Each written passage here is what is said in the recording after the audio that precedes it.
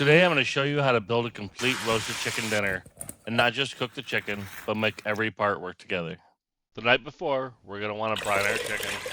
Let's make the brine. You can use granulated sugar instead of brown, which is actually typical, but I like to use brown sugar for the flavor. Once you have all of your aromatics into your brine, we're going to bring it to a boil and then allow it to sit and steep for about 10 minutes.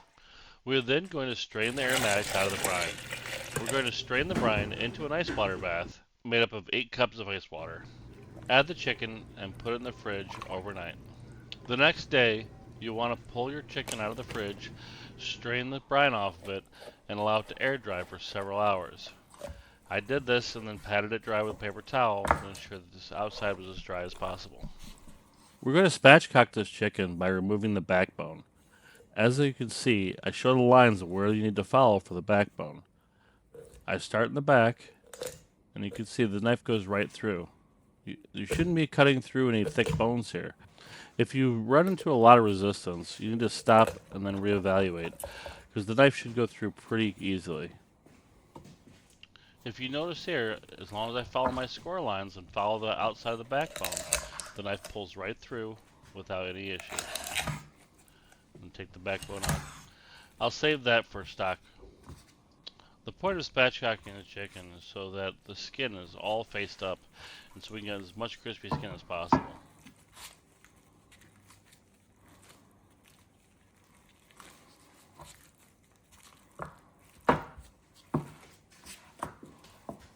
You can see me here as I press down on the breastplate. I want to flatten the chicken out as much as possible. So I'm breaking the breastbone, it'll just flatten out a little bit more. I also like to tuck the wing bones so they don't rest up against the skin of the breast. That way the breast rounds evenly, and it also keeps the wings juicier because they stay together.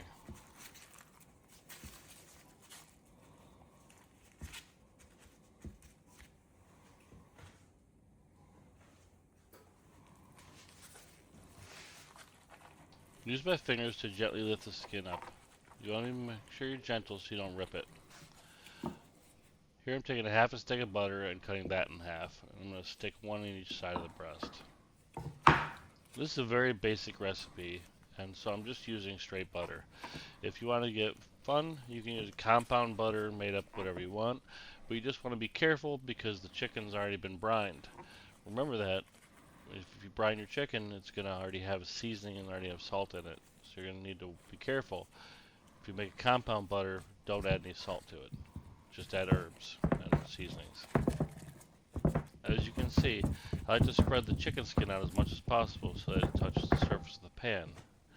I want it to render and get as much fat out of it as possible, and also crisp it up. I made a very basic salt-free seasoning for the chicken. The recipe is in the description. For the roasted potatoes, I like to use Yukon Golds or red potatoes. All I had on hand was Idaho's, so that's what I used. I tossed my potatoes in chicken fat, which is best for superior flavor. However, you can use any oil that you have available. I then seasoned the potatoes with cracked black pepper and sea salt. After the chicken's been roasting for 20 minutes, I pull it out of the oven and add my potatoes to the pan and allow them to roast with the chicken. While the chicken and the potatoes are roasting, it's time to make the biscuits.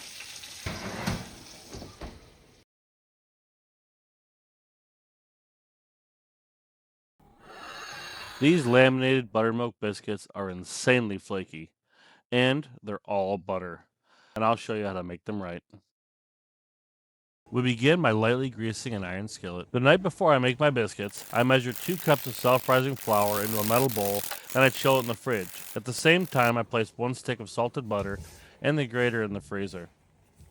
Freezing the butter and then grating it gives us the most even fat distribution in the flour possible. I usually end up with around a tablespoon of butter that I can't grate because it starts to melt in my hand. So just be aware you're not going to use the entire stick of butter. As you can see, I just grated the butter into the flour and then mixed it in lightly. Then created a well. For the liquid, I used 1/4 cup of water and 3/4 cup of buttermilk and added into the well. So I like to use just my fingertips when I start to mix biscuit dough. And I just like to add just small amounts of the flour from the outside of the well into the middle and then start poking at it. And the reason I like to poke is because I don't want to mix. Mixing forms gluten strands, and gluten strands are not what we want for biscuits. So I poke gently with my fingertips, adding small amounts of flour and poking until it's all hydrated as much as possible. And then I start to fold it over itself, very gently. I then lightly flour a cutting board and add the shaggy mess of a dough on top. Using our hands, we're going to press the dough into a rough square shape. Using a rolling pin, we're going to roll the dough out into a large rectangle. We want to maintain our shape as much as possible so that when we fold it, the layers will be even as possible. Here I use a dough cutter to perform the first letter fold. A letter fold is characterized by folding the dough in to a third of the way to itself and then folding the other third of the dough on top of that one, giving you 3 layers with each fold.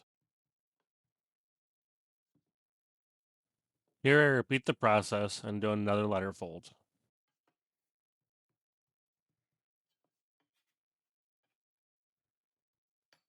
At this point, I don't need any more flour on the board, so I can clean up any of the excess flour so I don't try to press it into the dough. Roll the dough out into a very large, thin rectangle. And then we're going to perform what's called a book fold. And this is going to give us 4 more layers, and it's going to give us the ultimate lamination. It's performed by folding in each side into the middle, and then folding that into half on top of each other, making 4 folds.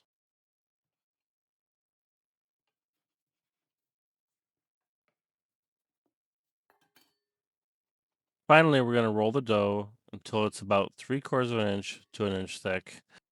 Using a biscuit cutter, ring mold, or thin rimmed glass, we're going to cut our biscuits out. Ensure that we do not twist, as a twisting motion will seal the sides, or could seal the sides of the biscuit and not allow them to rise properly. So never twist your cutter. You can wiggle the cutter if necessary to cut through the biscuit. I find for the ultimate shine to brush your biscuits with buttermilk before baking. It also helps them brown beautifully. You can see that these biscuits are shiny even before I put butter on them. These biscuits are hard to beat. I would put these up against any biscuit in the world. Do you see all those fluffy, flaky layers? Absolutely ridiculous. These biscuits are to die for. Speaks for itself. I wanted to keep the biscuit recipe all together.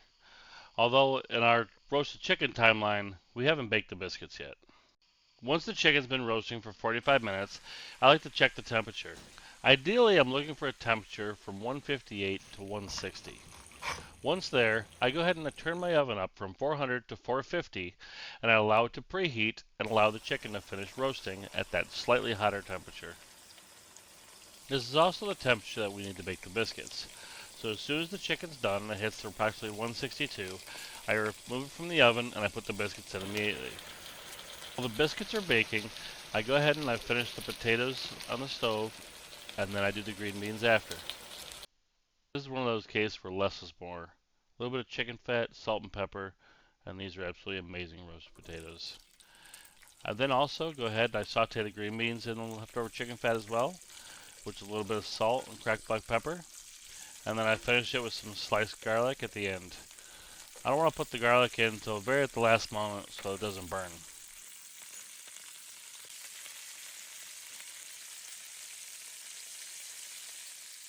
If you enjoyed this video, you're in the right place.